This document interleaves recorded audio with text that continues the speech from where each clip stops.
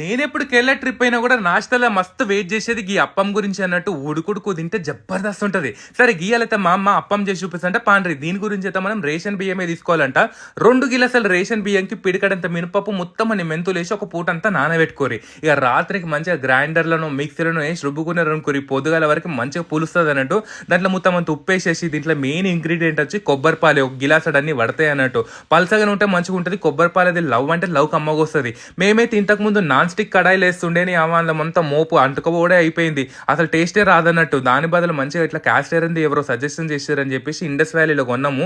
చూస్తురు కదా మంచిగా క్యాస్టర్ ఏంది అప్పం ప్యాన్ అయితే తీసుకున్నాం. ఇంత ఈజీగా ఒక 2 చెంచాలంతా పోసుకొని మంచిగా ఇట్లా తిప్పేసి గ్లాస్ మూత కూడా వచ్చింది, దాన్ని పెట్టేసుకొని కాల్చుకున్నారు అనుకోర్రి. చూస్తురా ఎంత ఈజీగా వెళ్ళిపోయింది. ఇదంతా ప్రీ సీజన్ ఉంటుంది అన్నట్టు. మధ్యలో ఫ్లఫీ ఉంది కదా, దీంట్లో మంచిగా వెజిటేబుల్స్ ఇది కూడా కొబ్బరి పాలతో చేసినాం అన్నట్టు. జబర్దస్త్ ఉంటుంది అప్పం. మీకు నచ్చితే కమెంట్ చేయరు.